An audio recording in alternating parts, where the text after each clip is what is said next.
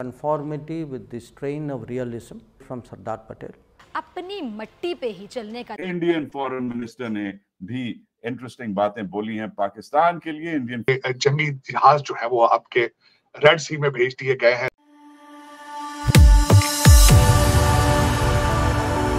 जय हिंद दोस्तों, मेरे चैनल मोदी देश में आपका स्वागत है। दोस्तों, इस वीडियो को लाइक, शेयर और मेरे चैनल को सब्सक्राइब करना मत भूलिएगा।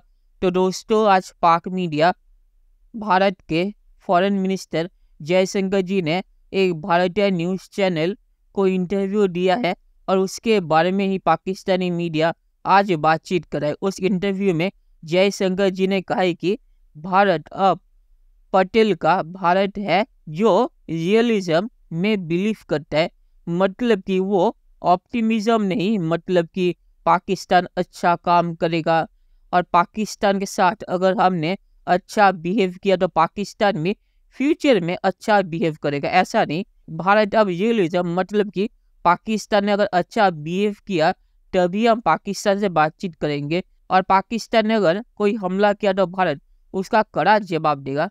और जयशंकर ने वैसे उस इंटरव्यू में पाकिस्तान का नाम तक नहीं लिया।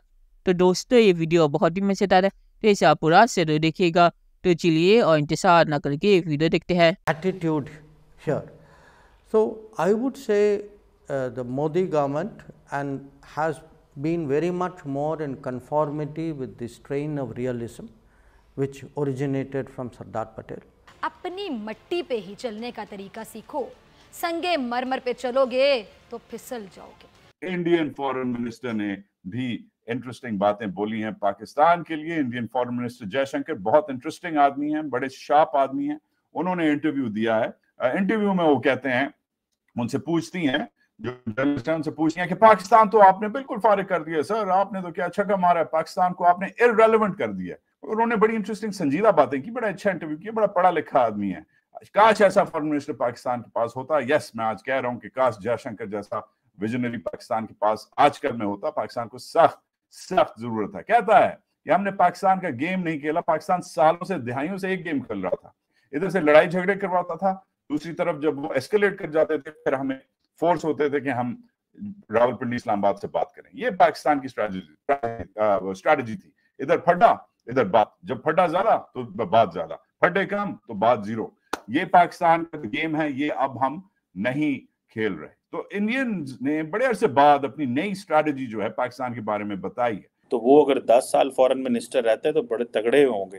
पहले तो सुषमा स्वराज थी, वो पॉलिटिशियन थी, वो एक और मजाज की थी। लेकिन ये अगर 5 साल इनको और रखा जाता है, और आपको पता है कि डॉक्टर जयशंकर जो है ही टेक्स ए टफ लाइन, वो बड़ी टफ लाइन लेते हैं और वो डेलिब्रेटली जानबूझ के टफ लाइन लेते हैं, जो कि नॉर्मली आपको बाकी वो नहीं नज़र आएगी आपको।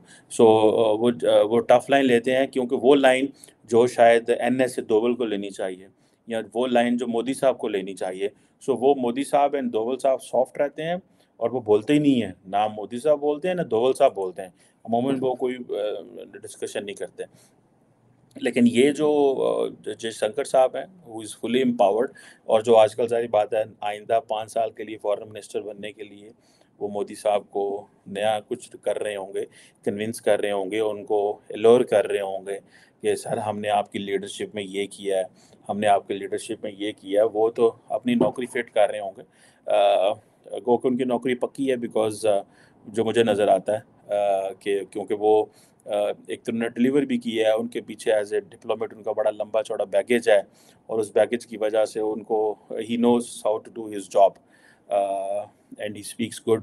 और पर्टिकुलरली यूरोप को, वेस्ट को जो उन्होंने पैगाम दिए थे रशिया के हवाले से इंटरव्यू दिया है उसका मैंने बल्कि उसको 2 दफा सुना है। It was very nice. और डॉक्टर जयशंकर बड़े धीमे मजाज के डिप्लोमेट हैं और बिलखुसूस उन्होंने आज जो इंटरव्यू लेने वाले थे उन्होंने कहा कि आप एक डिप्लोमेट से पहले सियासतदान बने, सियासतदान से बनने के बाद आपने जो किताब लिखी है इसमें आप एकेडमिया से रिलेटेड लग रहे हैं। वाकई उन्होंने इसमें बड़ी फिलॉसफीज जो है वो उसके बारे में उन्होंने बताया कि किस तरीके से वो डिप्लोमेसी के अंदर उन चीजों को इस्तेमाल करते हैं।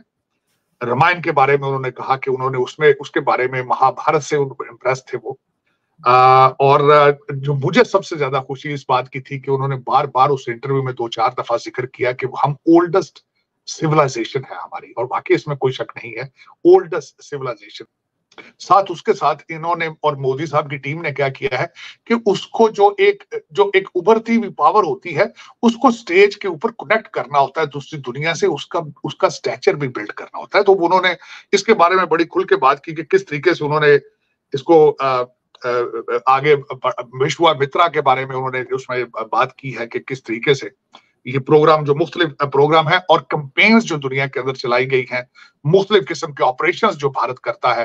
जिस तरह मैं मिसाल देना चाहूंगा कि इस वक्त 4 जो है आपके जंगी जहाज जो है वो आपके रेड सी में भेज दिए गए हैं ताकि इंटरप्शन ना हो, चावल की एक्सपोर्ट के इंटरप्शन ना हो। फिर जो ऑपरेशन किया गया है इजराइल से अपने भारत में 20,000 भारतीय नजाद लोग इजराइल के अंदर काम कर रहे हैं, उनके बारे में 7.7% ग्रोथ को आप कह रहे हैं वो तो तरक्कियों पे है।